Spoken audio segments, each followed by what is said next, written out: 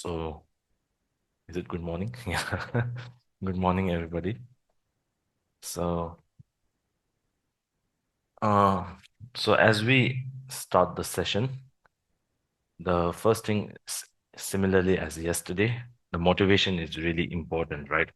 So that's why before even starting as a Buddhist practitioner, then we have to firstly take refuge in the three jewels and think of the generate bodhicitta and compassion and other empathy and so on, right?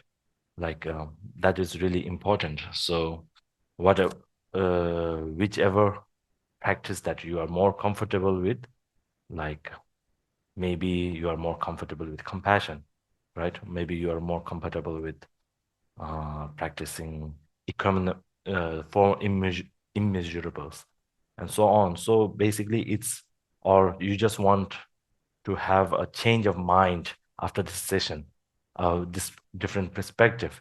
It's important to have this type of pure motivation, not the ones with, yes, as I mentioned yesterday, the ones clouded or ones with um, anger, ego, or jealousy, or FOMO, or whatever, right?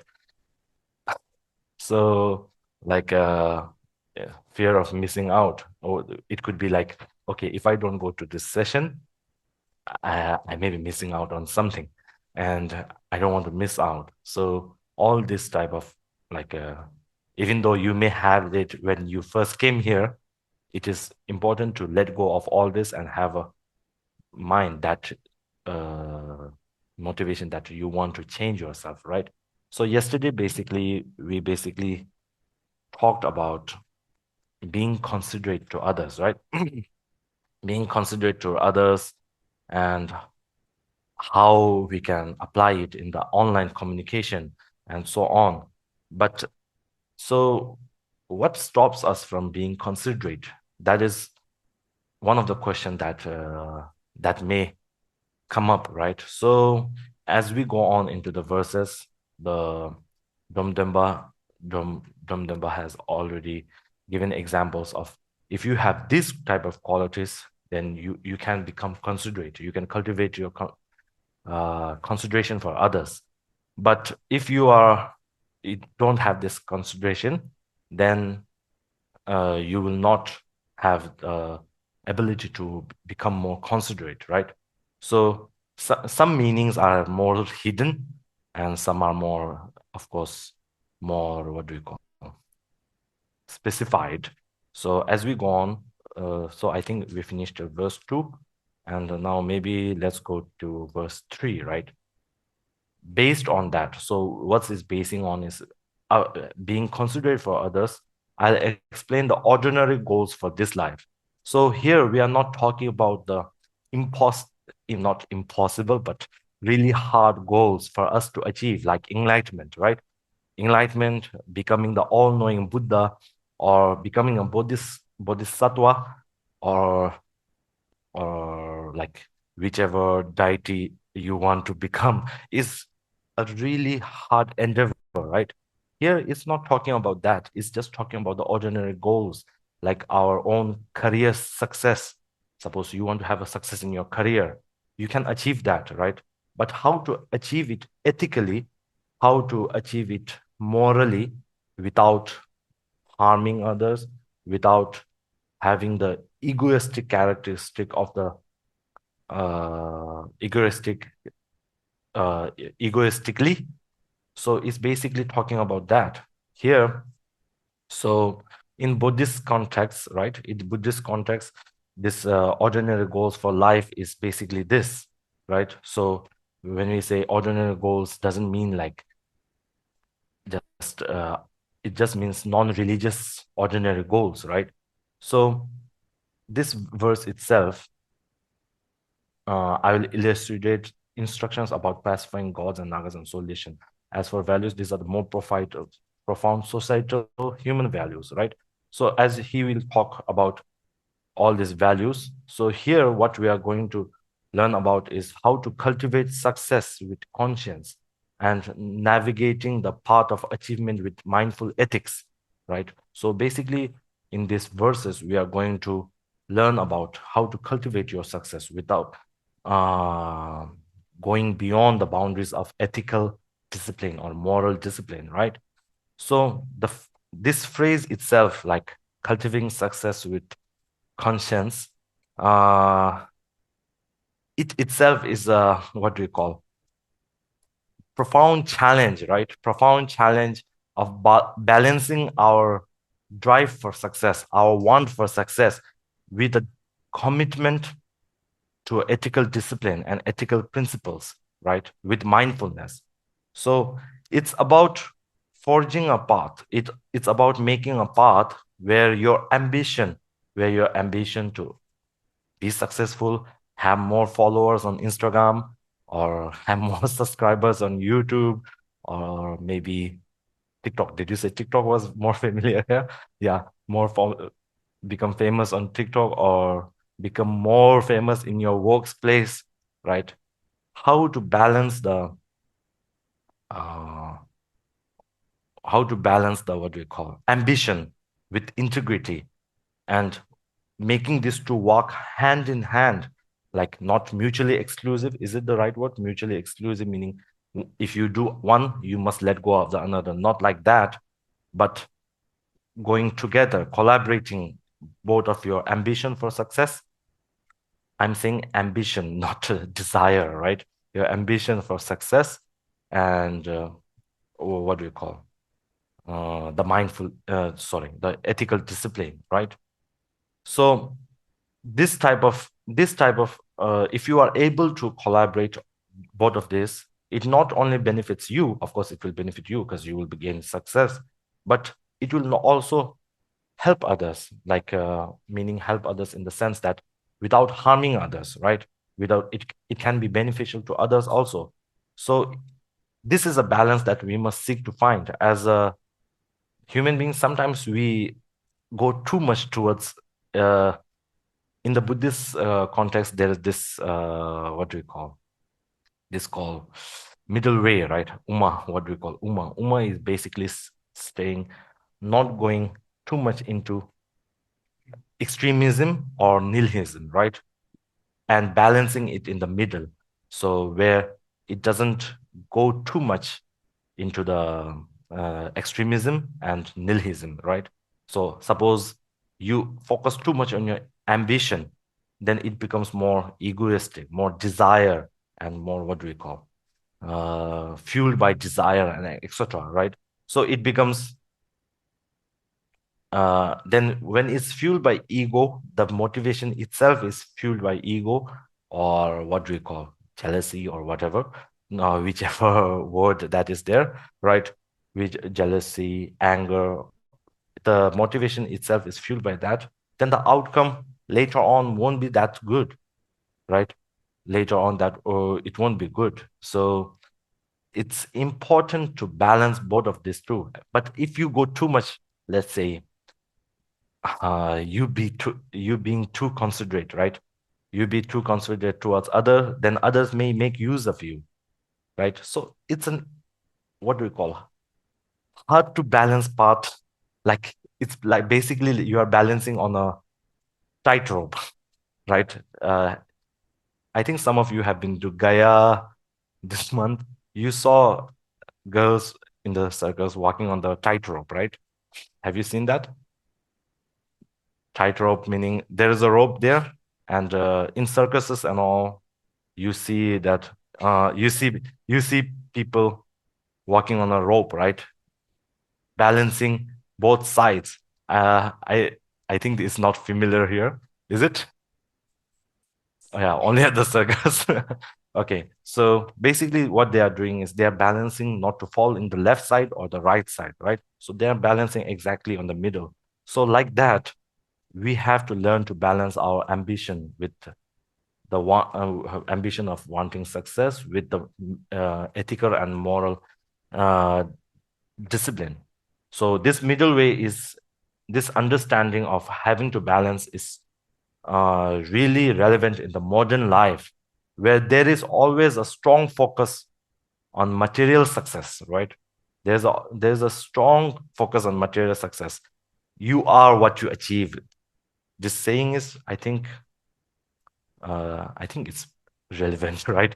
I think it's famous. You are what you achieve. So when this type of saying goes here, then it becomes like, so focus more on the egoistic side, right? So it becomes a problematic for later on. But the world is not a good, the world is a complicated place where if you are too considerate, the others may take advantage of you and uh, take credit for you and so on. So we will go more into this later on. So that's the thing. So for yourself, as we I'll definish the nature of everything and ordinary goals, right? So for yourself, you must understand what's your personal motivation, right? Like in yesterday's example, we talk about when posting something, when commenting something, when sharing something, you have that what do you call in intros vigilant introspection, reflecting on what your state of emotion is. Similarly here, you must reflect on what your motivation in, what the underlying motivation is, right? Of course, in the surface, we may say is for the benefit of all people, but if the underlying motivation, the hidden subtle motivation is based on wanting to become famous, become what do you call known everywhere, that is fueled by ego, right? On the surface, it may be like you are saying that it is for you, right? But so you must really reflect on your underlying personal motivation. Also, we must look at the short-term benefit versus the long-term benefit, right? So uh, so as a let's say like we as a human beings, we only see the short-term benefit, and once we get that, we are happy enough to be satisfied with that, right? But in the long term, right, it may hurt you. Suppose, let's say, how can I relate this to an office context? Okay, let's say in the office context, right? In the office context, you may do something uh, like office politics to gain credit from others. Some other person has done the work, but you I gave them the idea to maybe sort something Excel sheets by maybe like a region or whatever. I gave them the idea. This is my idea. You take the credit, right? So in the short term, of course, you may get praise from your boss. I'm painting the bosses as being very rude, right? Like they are like the most worst human beings that are there. So actually, I'm not saying that, but I'm just painting a picture. So the bosses may give you some credit for the some time, right? But in the long term, it may affect your relationship with your colleagues, right? That person, of course, knows that you have taken the credit for their work. So in the long-term benefit, as suppose you have to work with them for 2 years, then the 2 years is going to pass like, let's say, awkward, yeah, awkwardness and like feeling of guiltiness. Maybe if you are like you have conscience and you'll feel guilty, right, that you have taken. So, and later on, maybe if the other person becomes your boss, then maybe they will take a revenge, right? So I'm just painting a scenario. I'm not saying that it will happen like this, but so this we should also look at the long term versus the short term benefits. So that's what we must do, and like we must align your goals and align your what do we call the ordinary goals mentioned here with your values, right? So yeah, that's the thing.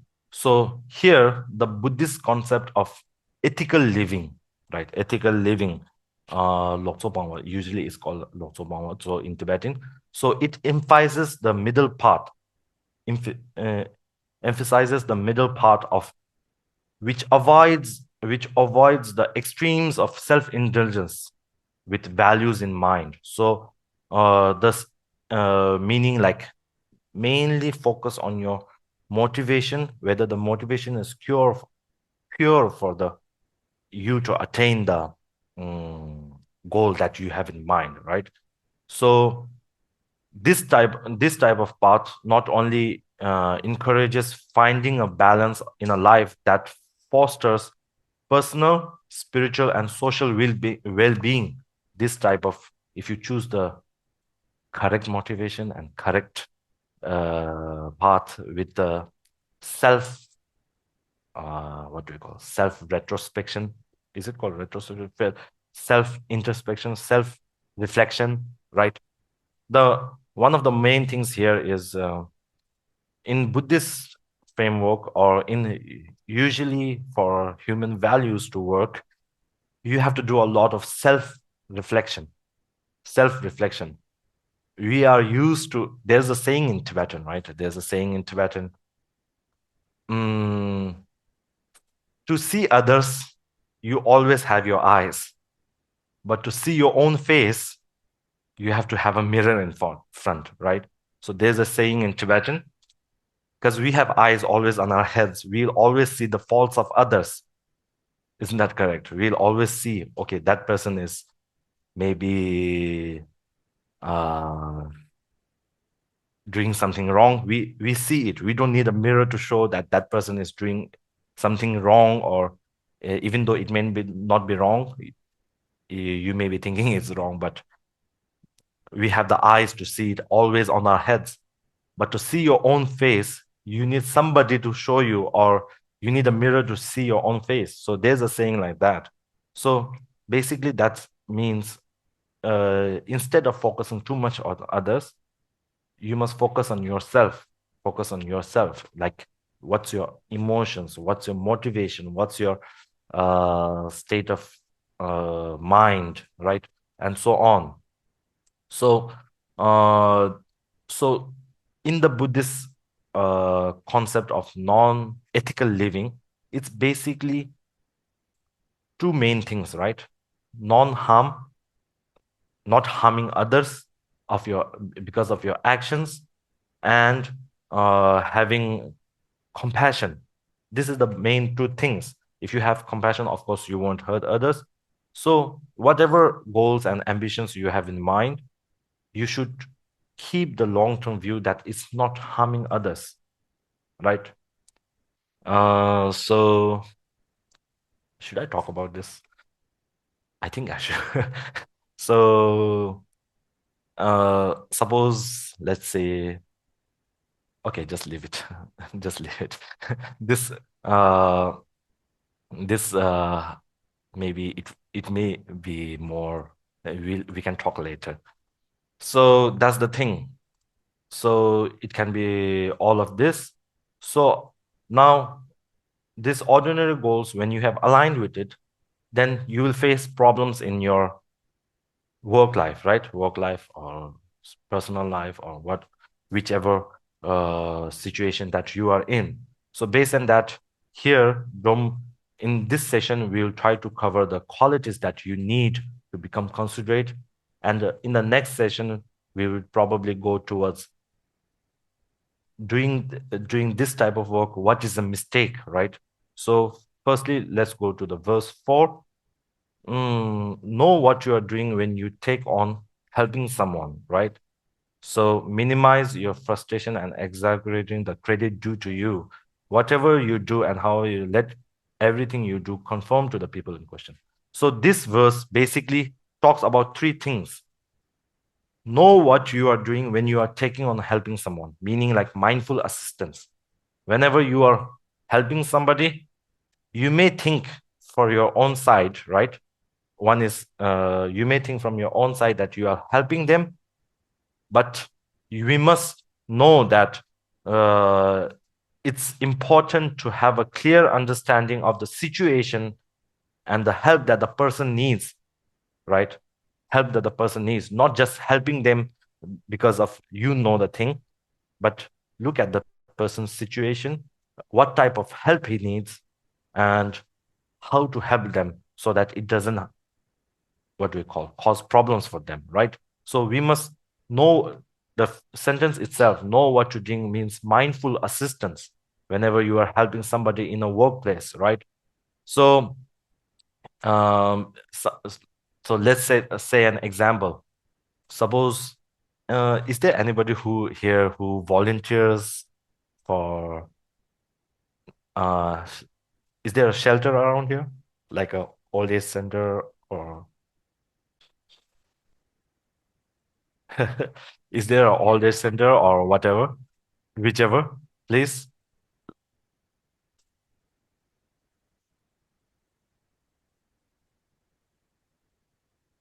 Ah, okay. So I think in US and all, there's like this shelter volunteering, right?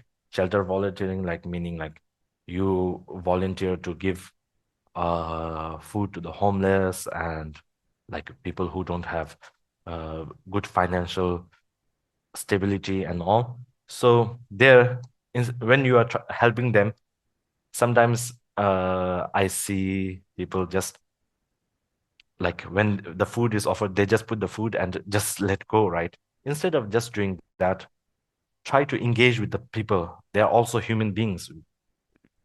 We may think that we are more financial stable. They are not financially stable. They are like what we call useless. But if we take away all of this, if we take away all of these layers, right? If you take away all these layers of financial stability or whatever, whichever things are there, then basically we are human and they are human. We have the basic same needs of being want to be happy and so on, right? So instead of just what do we call just giving them food and my work is done, I've already volunteered, try to engage with them more emotionally, right? More emotionally, and try to engage in a conversation, like provide like slight emotional support, like like that, right? So that's one thing. So know, so this thing, right? Know what you are doing when you take on helping somebody. So let's try to do it in a workplace situation. So this this sentence itself is telling about mindful assistance, right? Mindful assistance. So in a workplace, if somebody is doing some work and you help them, it may be seen as a workplace politics. Can it be? Yeah, because because you help somebody to gain the credit that's due to them, right? So it's important to take all these considerations in mind, like as we talk in the first session, learn to be considerate, what their mental state is, right? If you help them, they may think this guy or girl or woman is doing workplace politics to what do we call?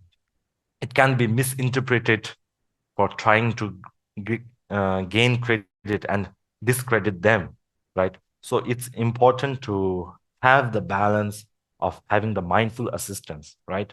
Have the balance meaning like know when to do, when not to do. If the person is really in need, then of course he asks for your help and so on, then you can help them and like that, right? But if you just bar your nose into the work that they are doing, it may be seen as a workplace politics. Have any of you ever felt like that? Like, okay, somebody is trying to help you genuinely, commission? Ah, okay, okay. Yeah, yeah. We may think that even though your intention may be clear, right? But people may think that there's an ulterior motive. So it's important to understand the situation, be considerate of the situation, and help them. So what the first sentence itself is talking about is the mindful assistance that can be done there, right? So it's important to understand the complexities and the dynamics and the sensitivities of the workplace whenever you are going to uh, extend help or help, right? Of course, the want to help should be there, but the want to help doesn't mean that if you help them, the impact will be good, right? So the want to help can be there. Whenever they ask for help, you can help them. But if it's in a different situation, they may have it can be perceived as being more, what do we call it? Politically motivated, ulterior motives, right? So that's being considerate of the situation that's there. So that's the thing. So also, like the want to help must be there, but because I want to help, I'm going to help, whether they want the help or not, is like your ego playing, right? Your ego at play. So when we try to understand ego, there comes a different levels of ego.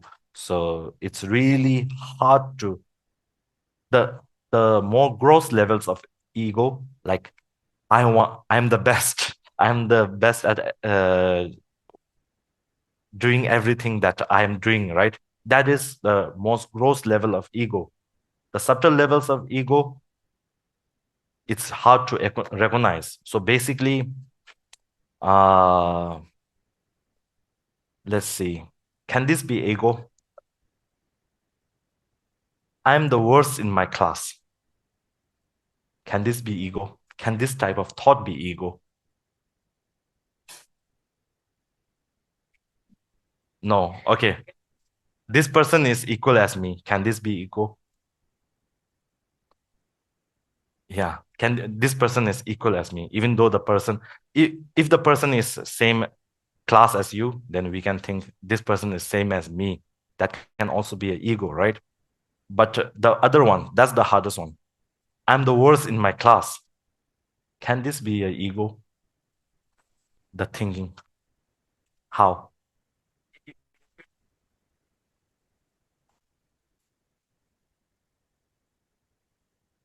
If you feel proud to be the worst. Yeah, that's one thing. Also, the class may be full of like 90% getters, right?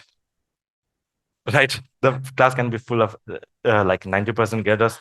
Is the best class.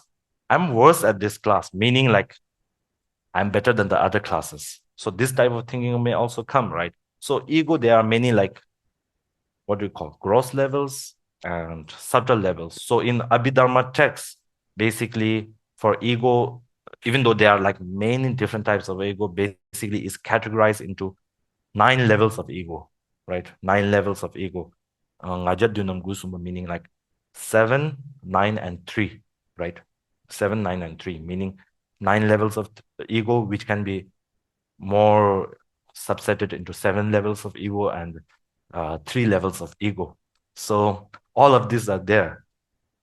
I'm not the best here, but I am best elsewhere, right? So suppose, let's say I'm not the best in uh, technology, but I'm the best at playing games. So even though the thinking may like there are so basically what I'm trying to say is there are different levels of ego. It's important to recognize which ego is whether whatever you are thinking is ego or not. So the relating to the part that when you want to help and I'm going to help because I know how to help, I know this thing better than them, that's basically your ego at play, not the pure help want to help being at play, right?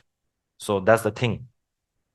So when we go, minimize your frustration and exaggerating the credit due to you. So this is basically saying to you that don't do office politics. Don't do office politics. So minimize your frustration. So when we have high expectations of things that need to be done, right? Then the frustration comes itself, right? When it's not done, then I told you to do this. Why did you not do this? So it's basically saying, "Ane, I'm talking in Tibetan. It's basically saying, is basically saying to lower your expectations and have a general view of what should be done, but not and not be frustrated by it, right? And exaggerating the credit due to you. Of course, we all may have met someone that uh, always exaggerates whatever they have done, right? Right. Suppose I just moved this mug here, so today I done a lot of work, something like that, right? So I'm just giving a like I'm also exaggerating on the example. So, like, suppose today we have just done some little work, but they exaggerate the credit, right? I've done this for the company and that for the company and so on. So, basically, what this is saying, you must not do that, right? You must not do that. Whatever, whatever you have done as a fact, we do it as a fact, but not. There's a Buddhist Tava practice, right? Do it for the others, not for the credit, right? So, but in the world, it's really complex. Unless there is credit due to you, you won't get promotion and so on. So it's important to have balance. I don't know how the office works because I've never been to office. Let's hope I don't have to go to office anytime. So, I don't know, but maybe later on during the discussion session, we will be doing that. So that's the thing. So here, whatever you do and however you do it, let everything you do conform to the people in question. So basically, meaning when you help somebody, when they need help on maybe designing something, but you are helping them on finance, right? That doesn't make sense in a sense, right? So even when they are having problems to specific problem and they need is that, but you are helping them on another. So basically, this is saying that basically is saying to tailor your actions to suit the people you are helping, right? Not because you know it and you are the best at it. So in relation with like let's say online, we can say it as the if you are commenting, right? If you are commenting something and trying to help somebody, let it not be so that the tone is sarcastic and so on, right? For online things. So that's the thing.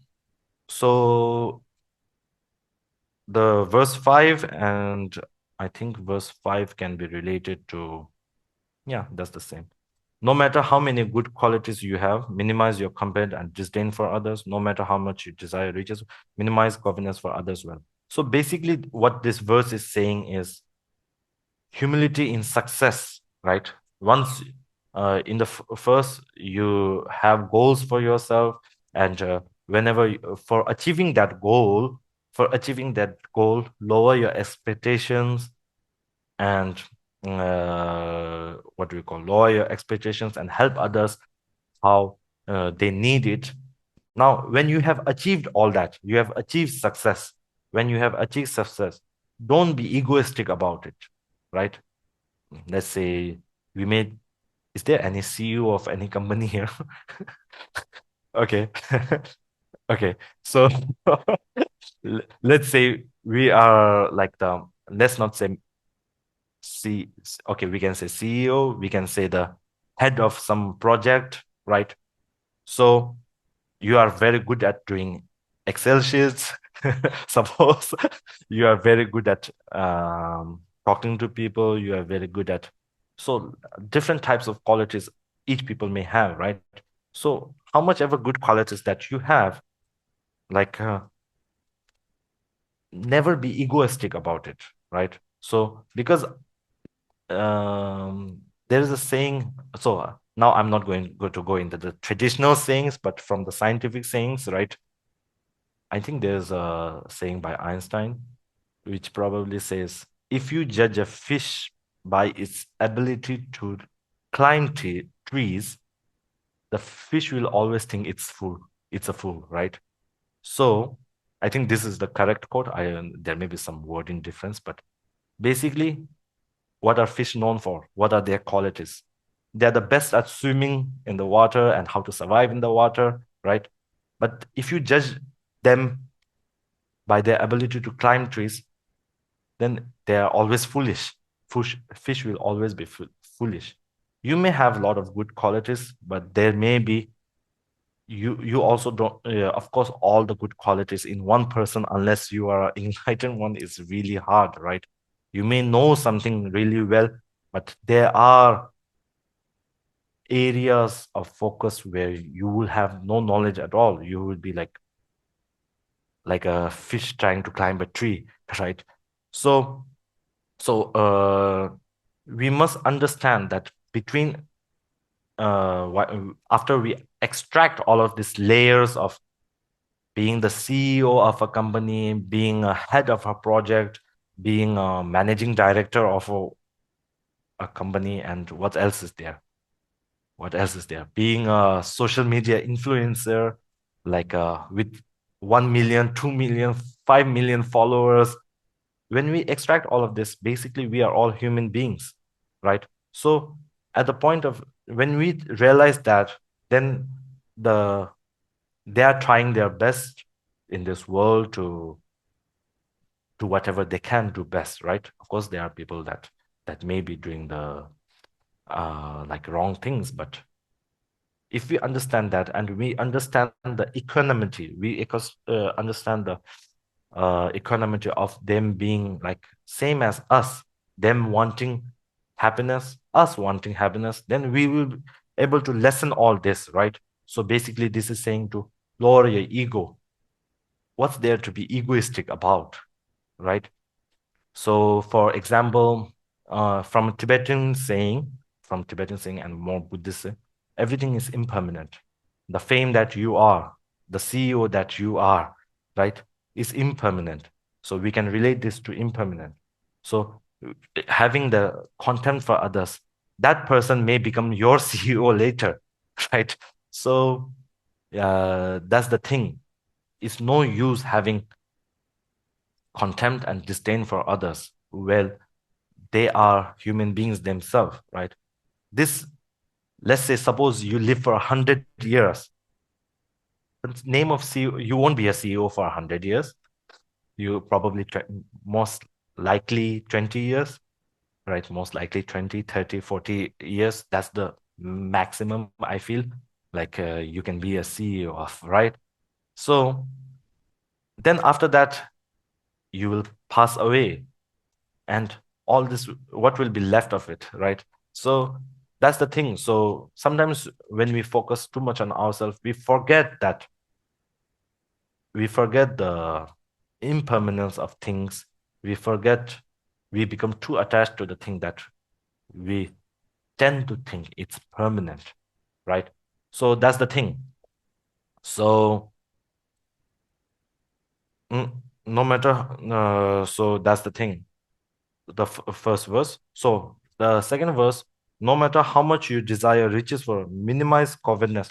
So basically, this is tying up talking about non-egoistic character and non like attached covetousness, meaning wanting others well, right?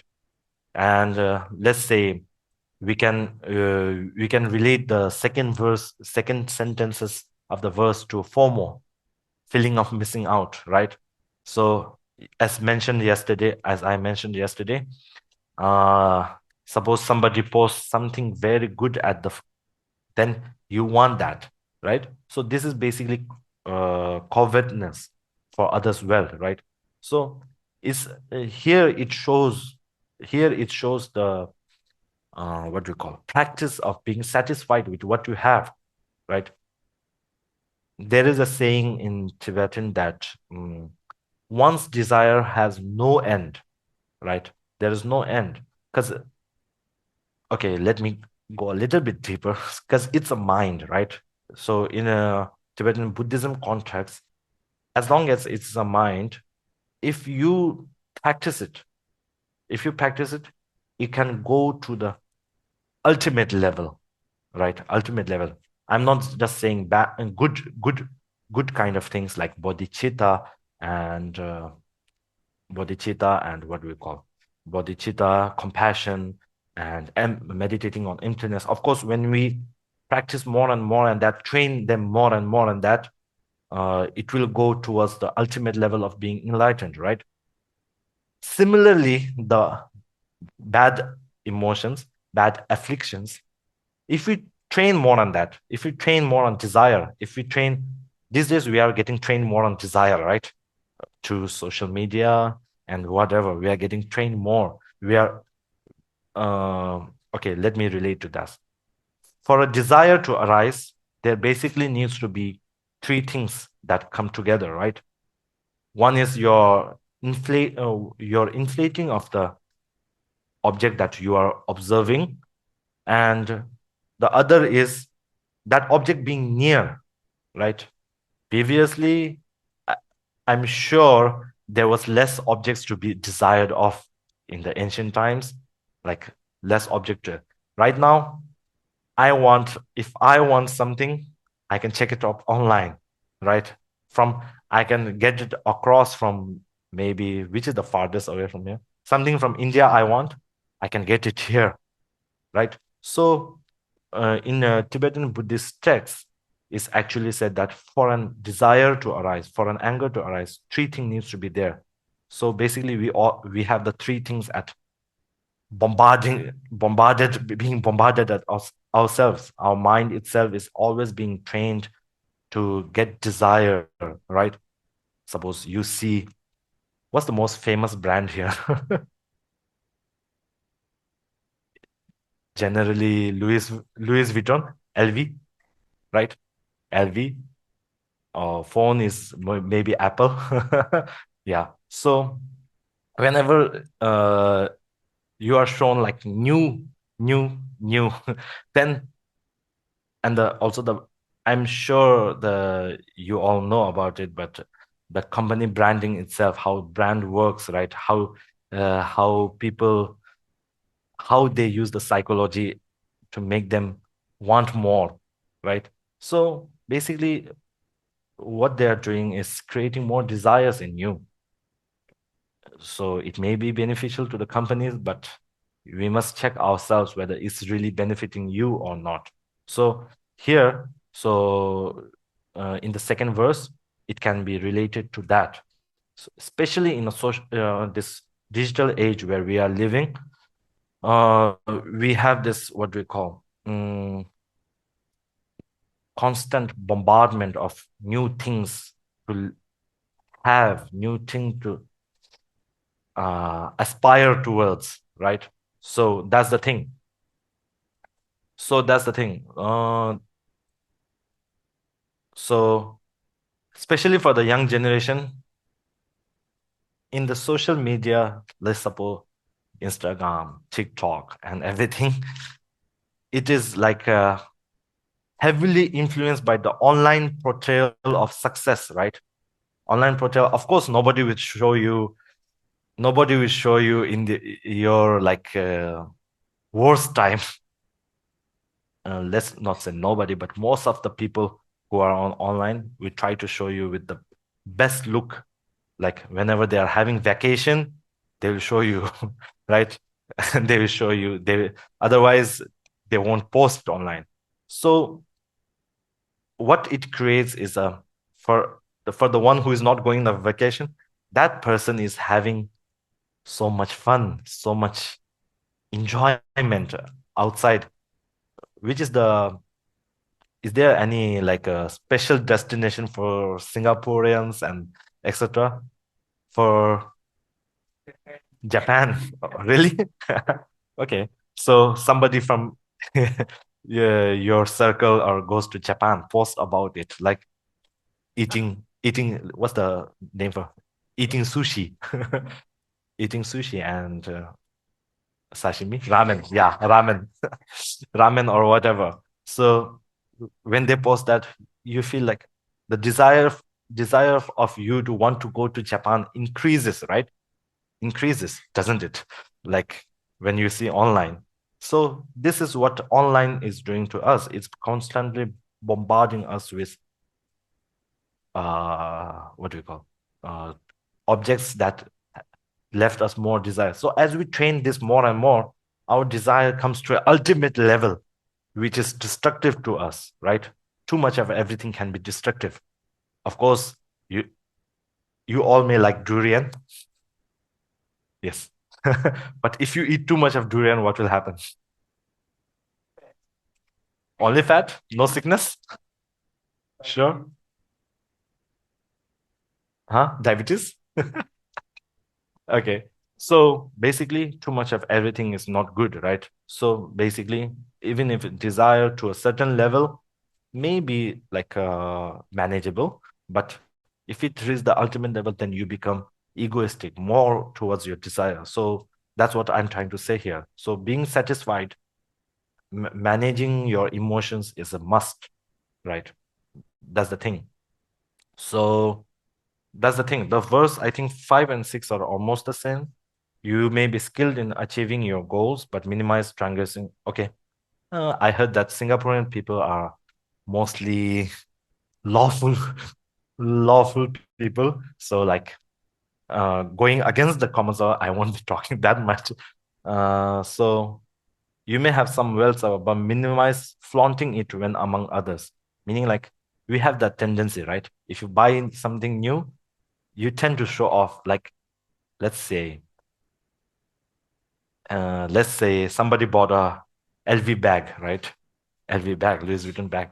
So we even though if it gets old, we just bought it. So we try to show it to them. The logo, right? Logo, like holding it in the sideways position so that the person, whoever is looking, sees it, right?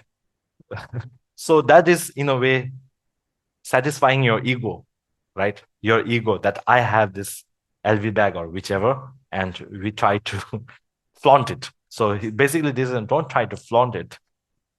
This is because maybe, like as we said, the other people may feel bad about it, right? Not in the bad that they may want it and they may do many different things about it, right? They may feel left out or whatever. So that's the thing. I think this struck a chord with someone. Okay. That's the thing. So this verse advice on modesty and like it may create a societal pressure, right, to your peers, societal. Uh, many of the actions we may do, sometimes it may feel like there's nothing, right? I can do this. How may it affect us? How may it affect others? But we don't know the small impacts generally over time that piles up to create this type of pressure, right? So actually, it's really amazing. There's a really amazing concept in science.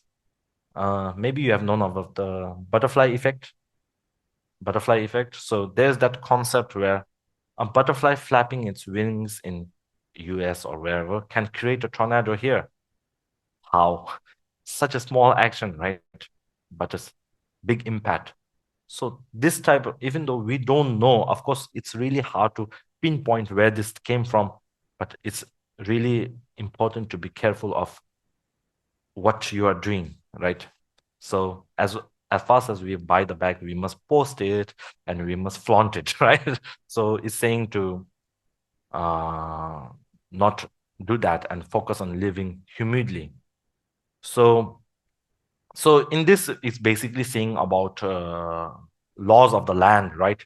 But you can apply it to the laws of your office, right? Laws of your office, meaning like, let's say, how to how to do it. Yeah. So like laws of the office, meaning like using unethical means, right? Using unethical means to gain promotion, right? Unethical means to gain promotion and so on, like to achieve your own professional goals and so on, right? So this is basically what it's saying is emphasize your own integrity, emphasize your own moral values over your professional goal, which is a material thing, right? So That's the thing. So that's the thing. So we can go on to verse 7, I think. So this is basically for the leaders and the CEOs of any company or project they are, right? Even if everyone holds you up as an authority, minimize your prideful, egoistic thoughts. So people may think that I'm the project leader, right? They have to listen to me, and I'm the police head, and they have to listen to me, and so on, right? So this is like what it says, like minimize your egoistic thoughts. And even if you are better than, eliminate the slightest pride in your superiority. Of course, you may have had a boss who always boasts about their achievements. Did you have any of you have that boss? That kind of boss? Like, I'm the superior, I'm your superior, always like in your face, right? You have to listen to me because I'm your superior, right? So of course there should be a little bit of that, but always doing that is not so good. So it's basically saying that. So okay, this teaching is really relevant in the professional and the social, right? And also this authority can also be applied to your parents, right?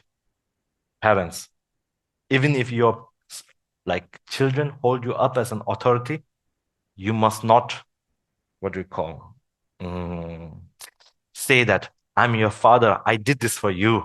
Then you couldn't do that, right?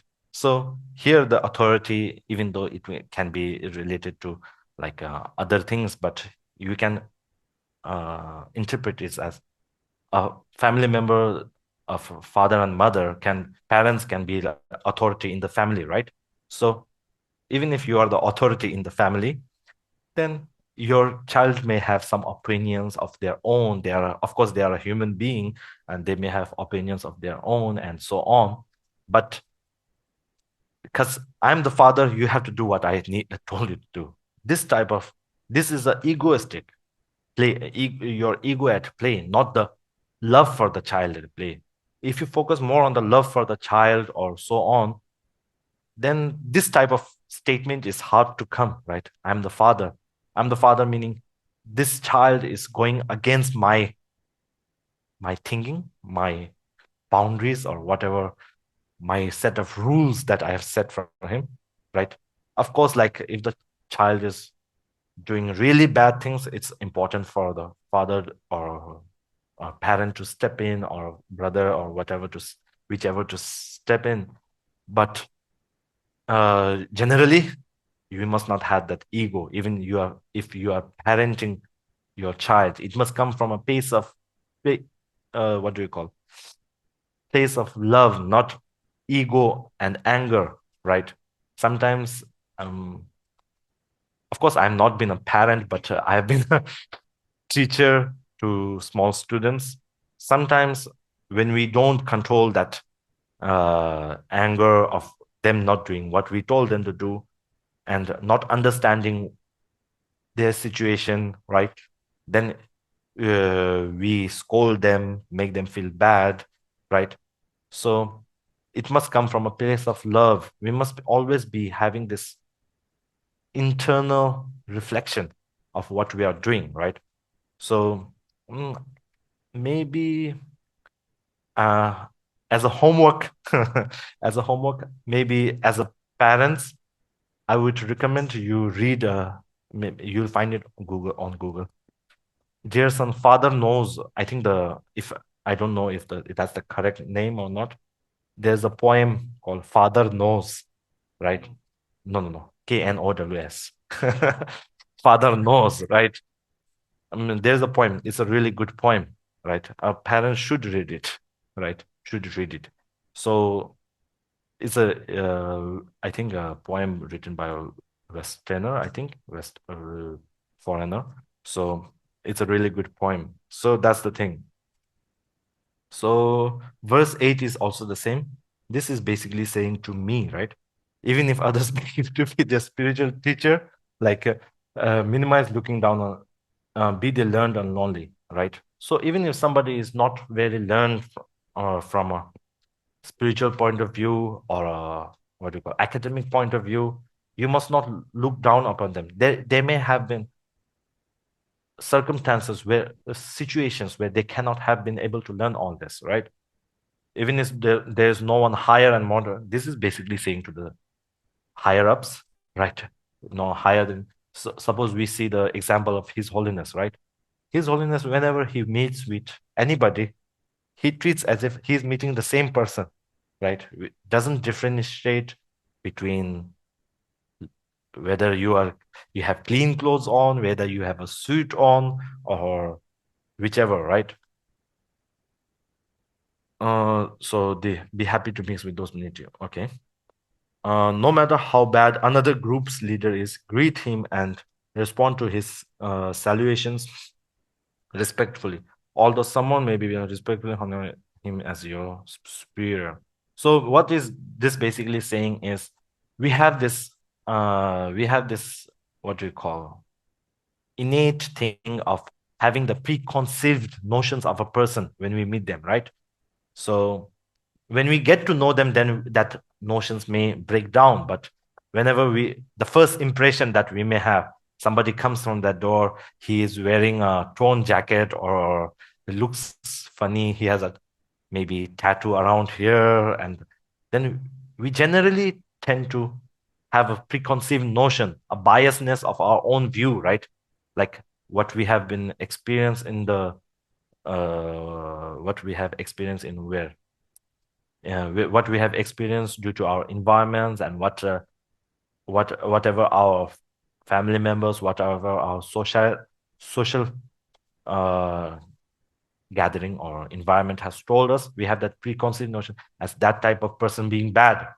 So whenever we see that type of person, we generally tend to get defensive, right? We generally tend to get defensive and, oh, I don't want to talk with that person. That person looks, what do we call, dangerous. We have that certain type of bias around this, right?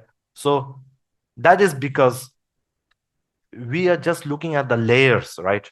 Of course, there may be persons who are really bad and may do harm to you and so on, right? But it's important to balance it out, the middle way. So we fail to look at them as human beings. So this verse is actually saying that you must always look at everybody with equanimity, right? So that's the thing. So this type of perspective is crucial, right? This type of perspective as looking at them as an equal and so on is really crucial to a more inclusive and harmonious society. No, we don't let's not call it society, community or group of friends or whatever, right? Whichever. So this challenges a notion that the authorities should always be arrogant, right? We have that notion. That is so basically I was painting that the boss, right? We have that. Then it feels that we have the notion that the boss is, when they say that guy is a boss of yours, we have the notion of that guy being arrogant, right? And that guy being bad. Of course, you may have boss that are good, but at the fundamental level, we must realize that the boss is also a human, right? And the situation that created them to act like that. So that's the thing.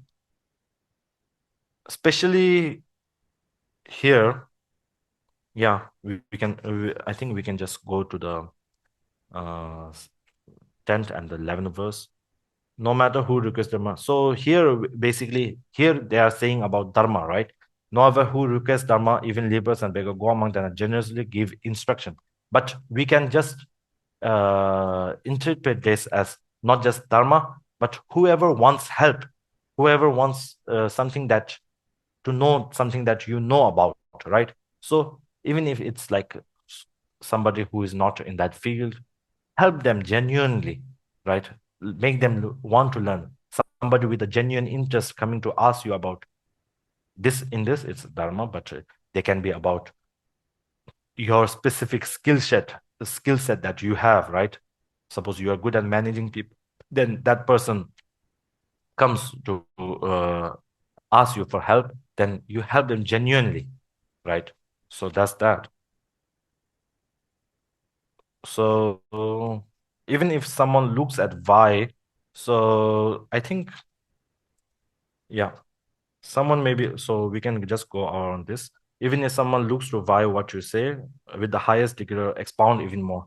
This is not saying that if somebody is like bad mouthing you, you should expound the thing again and again to them.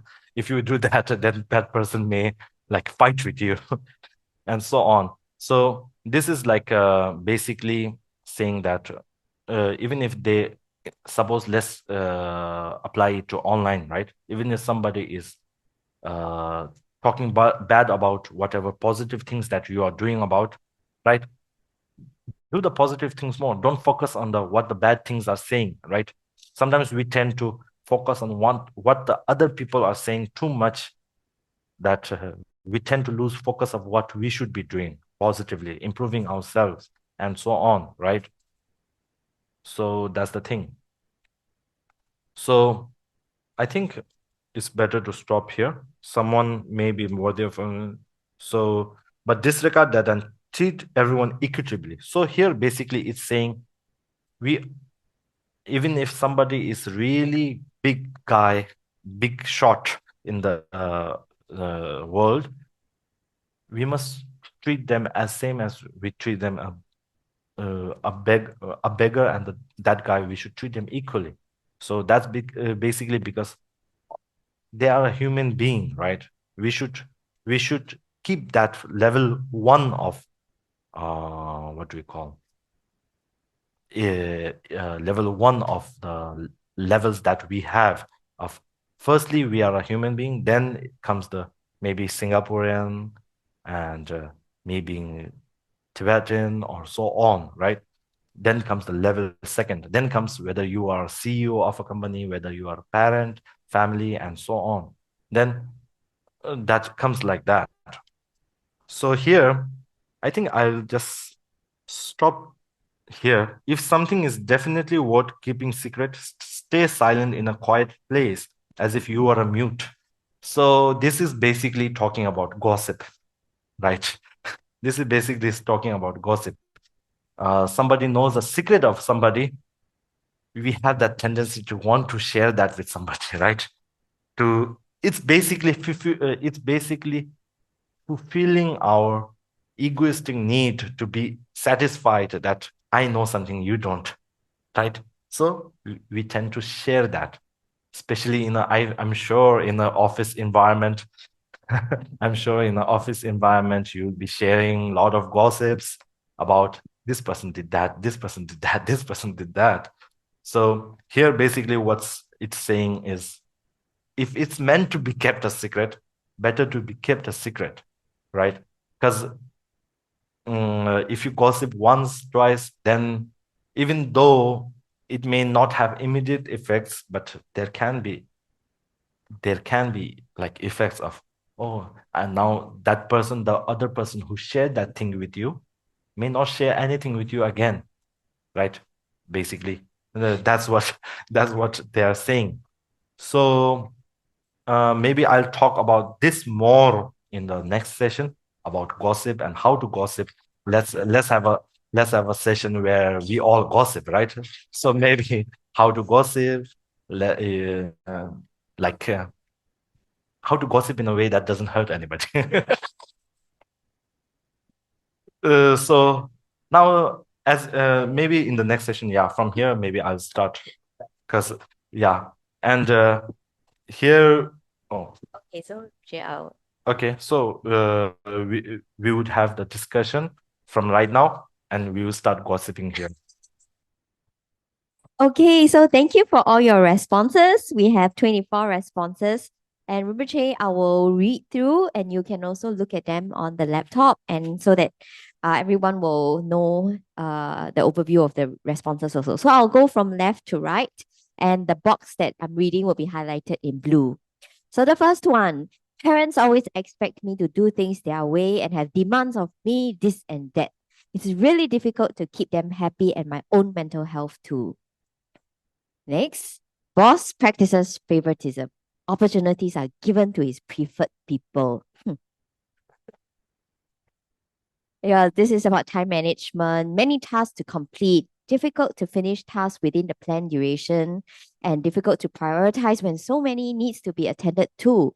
So a struggle to find a good balance. So this is a struggle within the person.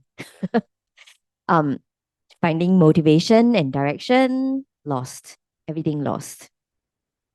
Prejudice, bias, boss is a prejudice biased boss on certain colleagues. How can we face it and deal with it? So it's something like the favoritism one. Okay, the next one is traveling to work on MRT, the train. Many people tend to compete to be the first on board and then stand near the entrance, despite many people yet to board the train. Okay. It's difficult to say no to friends, colleagues, and boss. Yeah, so it's difficult to reject. When we try to practice mindfulness and consideration, how do we react to people who press all our negative emotions and buttons knowing that there will be repercussions? My struggles are number one, with colleagues who do bad things to me. And I try not to think negatively about them and not retaliate them. Number two, struggles with friends and not to gossip with them. Okay. Next, I found it very annoying when family give bias and preferential treatment between siblings, and I always felt like I'm nothing more than a walking ATM to them. Okay. Yeah, very real sometimes. Yeah. So ancient wisdom versus modern wisdom. I thought wisdom has no timeline to it. It's more of how we apply the wisdom to the current state. If Buddha is alive today, will the teaching of wisdom be the same? There are a few friends who always love to make themselves sound superior, richer, have better taste. It's annoying when they always put themselves on a higher pedestal. Okay, I think this is written by you.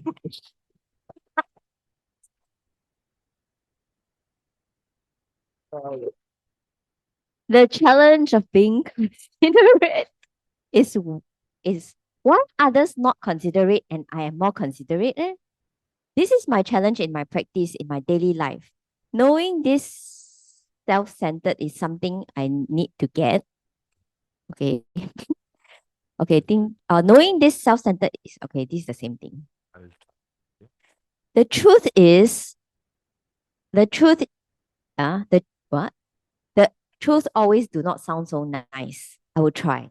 Number one, if they are not hardworking on or not so clever, and then we have to take most of the load, how can we cultivate the practice of consideration towards the not hardworking and not clever people? Okay. The daily struggle is to see a colleague put less effort than the entire team. Everyone in the team puts in effort, but this colleague will always get away not doing anything or doing much less than everyone. So daily struggle.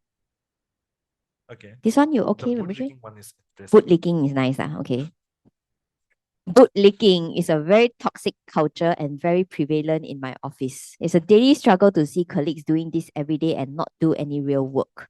How to deal with this is super frustrating. How not to worry. My considerate effort may not be appreciated. I suggest new ideas to improve work so that on long term it will be better for colleagues, but they don't like changes.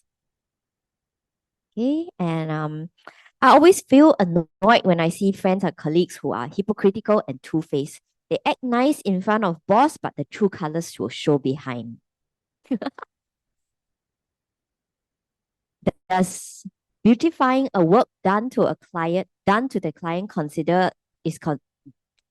considered as an exaggerating credit? Beautifying a work done to the client. Yeah, okay.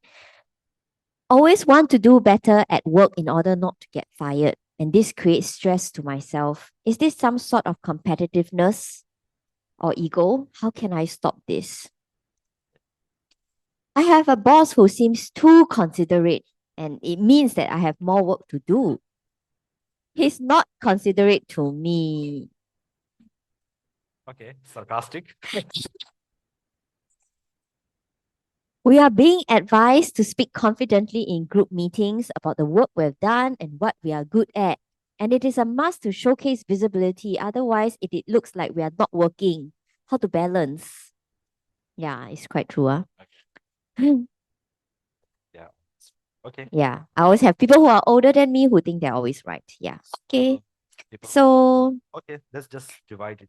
yeah, so I think Rinpoche, you consolidate yourself because I think too many to vote. Okay, thank you. Okay, so I'll combine some of this. I always have people who is older than me who thinks I'm always right with the parents one, right? Parents always expect me to do things their way and have demands of me. And there's one more parents one, I think. Where's the parents one? First one, no, there was another one. Okay. So, okay, lot of problems, right? Lot of problems for short time. So let's see if we can answer them in the next sessions also, right? We can go slowly into them. But the parents one is a really difficult situation, right? Sometimes the parents think that, of course, as a parent, if you are a parent yourself, you must be considerate, right? The main thing is considerate towards, as I told you before in the teaching itself, that sometimes it comes out of ego, right? I built this uh, thing for you, and as a parent, it's important not to focus on the ego, but for the child love of the child, right? As a parent, from your side, as a child of the parent, you must try to make them understand, not with your own ego of your own strict view, but you must also see why the parents are saying this, right? Why the parents are saying this? Is it because they want the good for me, right? Some our views, it's always not, what do we call? It's always not have you have to win the agreement, right? Sometimes for the children themselves, it may be egoistic view that I have to do this, otherwise it's not. We can have a balance, right? But it's really, I understand what you mean by it's really hard to what do we call mental health. Mental health, one of the ways is non-attachment, right? I'm not saying non-attachment, I'm not saying not loving your parents and so on, but loving your parents, but being non-attached to whatever they are saying. Basically stoicism, I think. Stoicism, no, just leave it. I forgot I forgot the word. Yeah, being stoic to, I'm not saying not listening to what they say, but not letting it affect your mental health, right? Right? Understand what they are saying, but not focus too much on what they are saying so that it creates a mental pressure. The one thing we have is, when somebody says something to us, we tend to think about it again and again and again and again and again. So it creates like a inflated thing that is, even though it's a small thing, it may create a perspective on yourself that it is really a big thing, right? So it's important to balance all this. So I think, I hope that this answers a little bit of the question. From the parent side, it should come from a point of love, not ego. And as from a child side, you should have the ability to switch off, right? Switch off some things, and even though listening to the parents, making them, trying to make them understand, communicate with them, right? Like not in the egoistic shouting way, like rebellious. There are phases where teenagers and so on have to, because of their strong ambition to do something in the world, to become rebellious, right? Not in the rebellious way, but like trying to make them understand slowly, generally, right? So that's the thing. Okay. So, okay. So one more thing is, oh yeah, I found it very annoying when family give bias and different treatment between siblings, right? So, okay, this can be somebody who has a sibling. So actually, like, depends on like what's happening right here. While I've felt like I'm nothing more than a walking ATM to them, sometimes this feeling can be generated through egoistic feeling, selfish feeling, right? Selfish feeling. Even though the family members, there may be family members who genuinely feel that this is just a walking ATM, right? But generally, sometimes our selfish feeling inflates this, right? Inflates, like, suppose the family members are, you are the only working person in the family, then it creates the, what do you call, whatever they are surviving, you feel that they are indebted, yeah, is the correct word, I think. And the parents are indebted towards you, and I do everything for them, right? But it can be a selfish feeling, but of course, not understanding the situation fully, I can't comment really on that, right? So how the, what do we call, how you are feeling like a ATM to them, right? Of course, I'm sure you're not saying that you are a walking where you just give the credit card to the guy and that guy brings money and so on. But of course, I can't comment fully on this because, like, the situation itself, each and every situation is unique, right? One can be due to your own selfish feeling that you are feeling like that. Of course, one can be the real situation is that. So the one of the main thing is do the best you can till you can, right? So that's the thing. So the wisdom one is easy. So yeah, ancient wisdom versus modern wisdom. Yeah, wisdom has no timeline. It's true. The same wisdom doesn't have no timeline. So, but is it more how we apply the wisdom to the current stuff? So yes, it is the same thing. But here we are saying the ancient wisdom in the sense that the ancient masters had said it, right? Ancient master have, and these days, of course, there are a lot of self-help books that are there, but this like this type of concise, I feel it's hard to find, right? Of course, there are like a lot of self-help books, but basically ancient wisdom and modern wisdom, how do we define it? Mostly like scientific advancements, like how to do business and so on, right? This has been expanded a lot, but there is a compared to that, there's a lot less books on mental awareness and so on. From what I know, there's a lot less books compared to that, right? So basically, what we are trying to say is that the ancient wisdom of mental well-being, right, can be applied here. So if Buddha was alive, the teaching and the wisdom will be the same, right? How, suppose they were applying it to their own time and we are applying to the digital age, but the teaching will be the same because generally what we are faced with is we are faced with ignorance, we are faced with our own emotions of anger, jealousy, etc. Right? So during Buddha's time also, the people were basically feeling this, gossips and etc. Right? So it's the same thing. Basically what the Buddha was saying is how to control your mental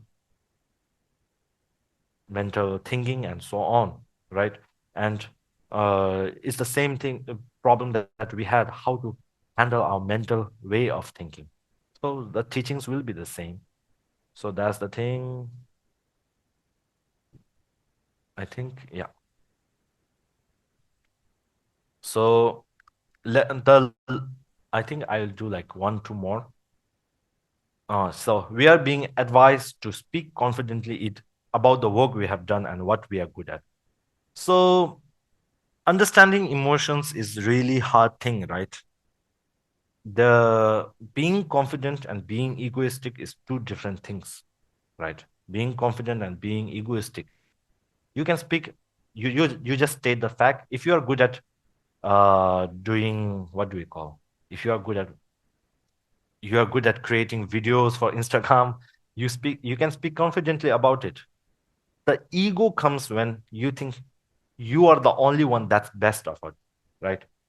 I'm the only one who can do it right now. I'm the only one out of you four. I'm the only one you can do it. So that becomes ego.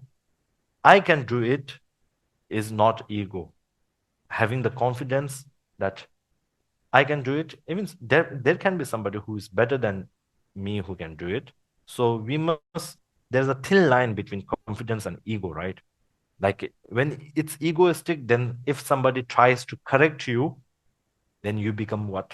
Defensive, defensive and aggressive, right? You try to say, oh, no, no, no, no, no, no. This way is the correct way, right? So the confidence and the ego part is a thin line. So for us, unless we are really trained, we don't know when the confidence becomes the ego and so on, right? So that's the thing. And functional. So always want to be better. Okay. Okay, so I think most of them are on consideration. Okay, most of them are on consideration. So I would like to touch upon the bootlicking. Okay, I would like to give this question down to you, right? So bootlicking is a very toxic culture and very prevalent in my office, right? So, okay, it's a daily struggle to say, every day and not do real work. How to deal with this? It's a So, individually, how would you deal with that? Anybody? How to deal with the bootlicking? So there's a mic somewhere, right? So we can pass it around. So we can, yeah, how do we deal with boot leaking in the office?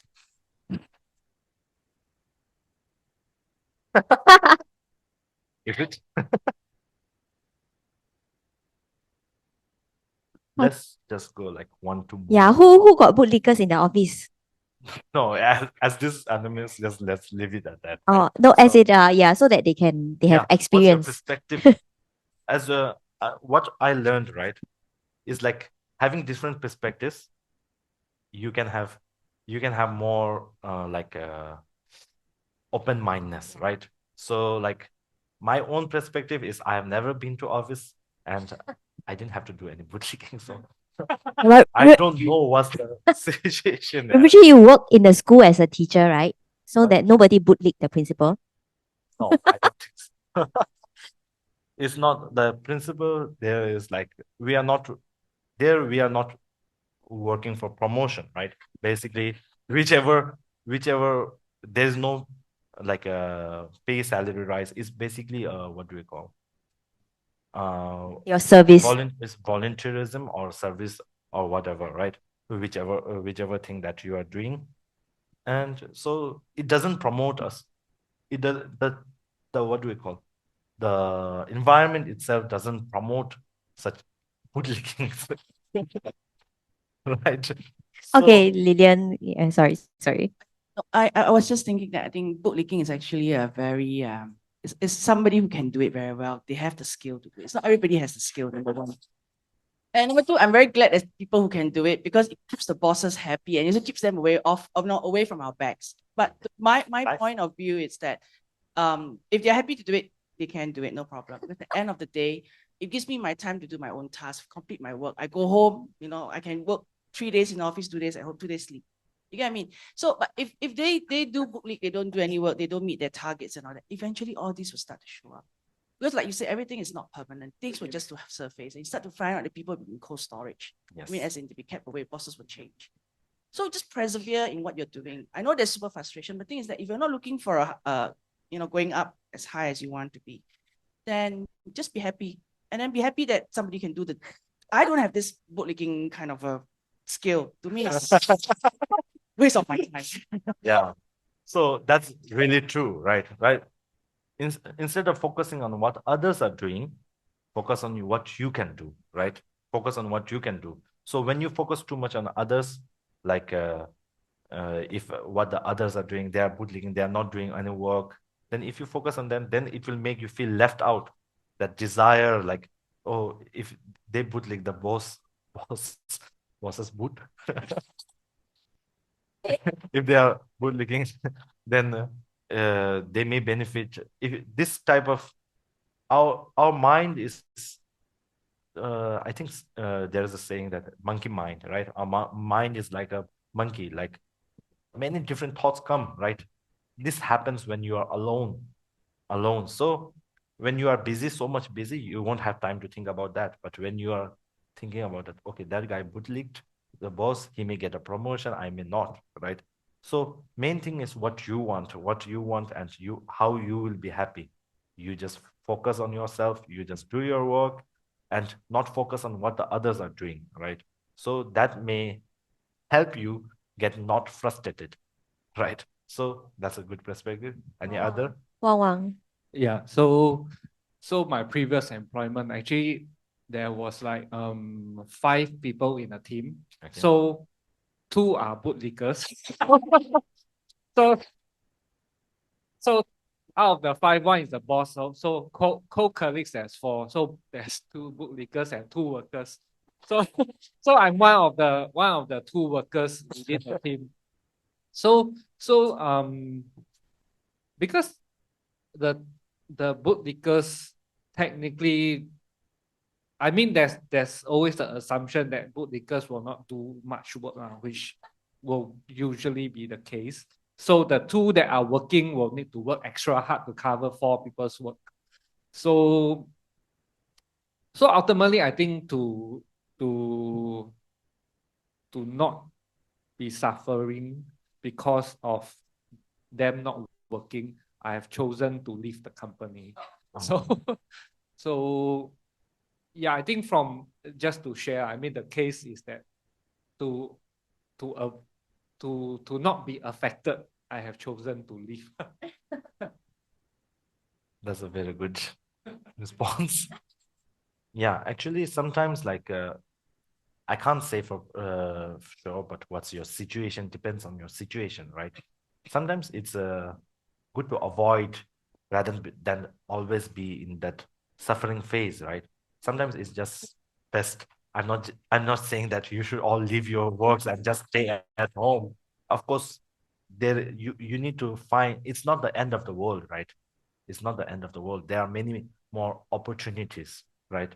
But depending on your situation, so you must be mindful and considerate of the fact which situation that you are in and how to handle it, right? So that's the thing. That's a nice, Nice, yeah. nice. Congratulations on his new job. Congratulations on getting fired. No, he didn't really get fired. You left. He resigned. Irene, you have something to say? Okay. Yeah, I really agree with what Lillian has mentioned. To me, a person who can bootlick is a skills, because this person can positively affirm sometimes. So like I am a person who can't really speak. I sometimes have to go to this type of people to ask them, how to say things in a positive way, But I mean, the bootlicker we also have to see what's the intent, what this person want to achieve, because usually when people bootlick, they have an intention. So if their intention is neutral, it's okay, they don't harm people, I think it's a skill. Like what Lillian say, some people need to be positively affirmed, then the rest of us will kind of like, yeah.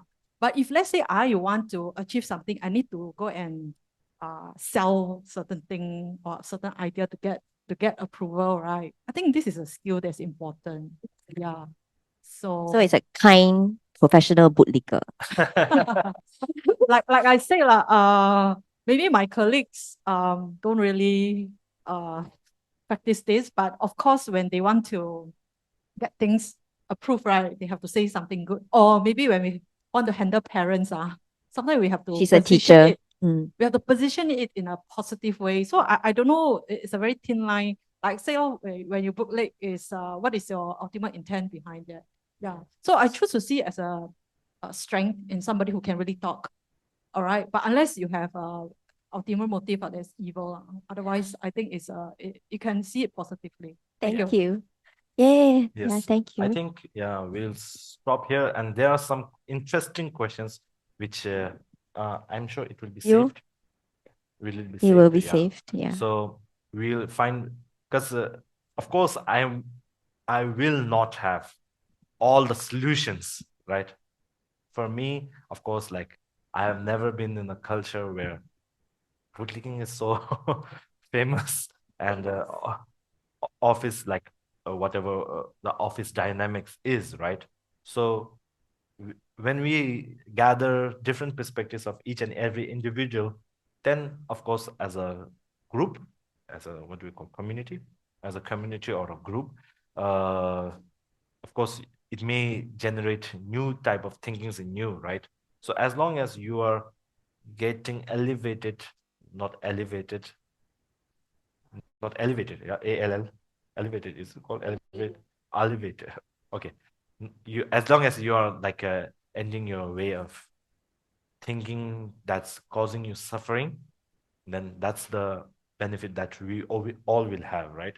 So I think we'll stop here with Jerry and the dedication.